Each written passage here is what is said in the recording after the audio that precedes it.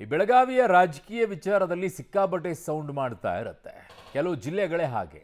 ಚುನಾವಣೆ ಸಂದರ್ಭದಲ್ಲಿ ಮಂಡ್ಯ ಹೇಗೆ ಗದ್ದಲವನ್ನು ಎಬ್ಬಿಸುತ್ತೋ, ಹೇಗೆ ಪ್ರಚಾರದಲ್ಲಿ ಮುಂಚೂಣಿಯಲ್ಲಿರುತ್ತೋ, ಹಾಗೆ ಬೆಳಗಾವಿ ಕೂಡ. ಅದು ಹೇಗೆ ಡಿಸಿಸಿ ಬ್ಯಾಂಕ್ ಚುನಾವಣೆಯಲ್ಲಂತೂ ಹೈ ಡ್ರಾಮಾ ನಡೀತಾ ಇದೆ ಅಂತೆ.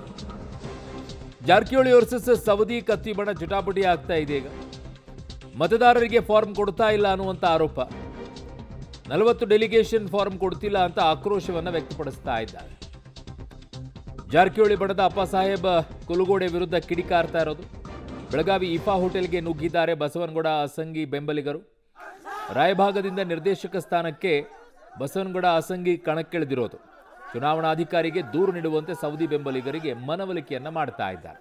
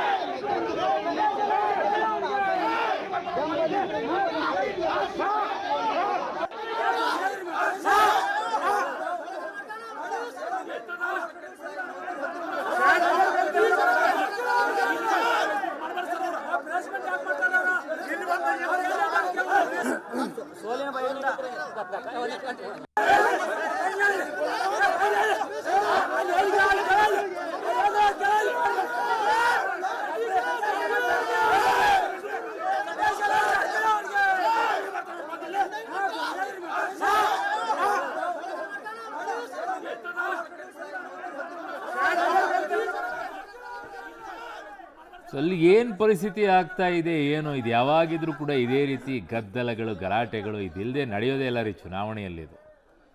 ಅದು ಡಿಸಿಸಿ ಬ್ಯಾಂಕ್ ಚುನಾವಣೆ. ಅದಕ್ಕೋಸ್ಕರ ಹೆಂಗೆ ಕಿತ್ತಾಡ್ತಾರೆ ಅಂತಂದರೆ, ಅಯ್ಯೋ ಯಾಕೋ ಅಲ್ಲಿ ಯಾವುದು ರಕ್ತ ಬಂದಂಗೆ ಕಾಣಿಸ್ತಾ ಇಲ್ಲ, ಯಾರ್ದು ಕೈಕಾಲು ಮುರಿದಂಗೆ ಕಾಣಿಸ್ತಾ ಇಲ್ಲ, ಯಾರು ತಲೆ ಹೊಡಿಬೇಕಿತ್ತು, ಅದು ಯಾವುದು ಬಾಕಿ ಉಳ್ಕೊಂಡಂಗಿದೆ. ಆಚೆಗೆ ಆಗ್ಬೇಕು ಎಲ್ಲ ಅಲ್ಲಿ ನಿಂತ್ಕೊಂಡಿರೋವಂಥವ್ರಿಗೆಲ್ಲ. ಏನು ಹಿಂಗೆಲ್ಲ ಕಿತ್ತಾಡ್ಕೊಂಡು ನಿಂತ್ಕೊಳ್ಳೋದು. ಲೀಡರ್ಸ್ಕರಾಗಿರೋರು ಹೇಳಬೇಕು ಏನು ಮಾಡಬೇಕು ಏನಿಲ್ಲ ಅಂತ. ಈ ಥರ ಜಗಳ ಮಾಡಿಕೊಂಡು ಕಿತ್ತಾಡಿಕೊಂಡು ಬೀದಿಯಲ್ಲಿ ರಂಪಾಟ ಮಾಡ್ಕೊಂಡು ಕೂತ್ಕೊಳ್ಳೋದು, ಇದು ನಿಮ್ಮ ಚುನಾವಣೆ. ಚೆನ್ನಾಗಿದೆ.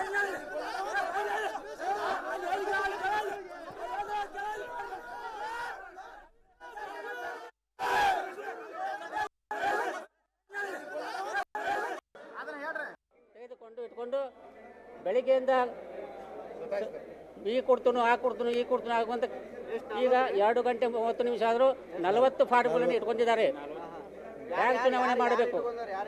ಅಭ್ಯರ್ಥಿ ಜೊತೆಗೆ BIಗಳು, ಬ್ಯಾಂಕಿನ ಅಧಿಕಾರಿಗಳು. ಈಗ ಅವರ ಆ ಫಾರ್ಮ್ಗಳನ್ನ ಕುಡಿದಿಲ್ಲ ಅಂತಾರೋ, ಆ ಫಾರ್ಮ್ಗಳ ಸುಡ್ತೀವಣ್ಣ ಅಂತಾರೋ. ಮುಂದೆ ಹೇಗೆ ಎಲೆಕ್ಷನ್ ಮಾಡುವುದು?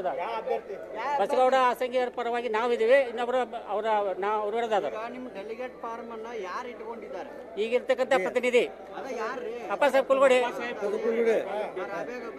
ರಾವೇಗ ಅಭ್ಯರ್ಥಿ 40. ಯಾಕೆ ಅವ್ರು ಓಟ್ ಹಾಕೋದಿಲ್ಲ? ಅವ್ರಿಗೆ ಓಟ್ ಹಾಕೋದಿಲ್ಲ ಅನ್ನೋ ಅಭಿಪ್ರಾಯ.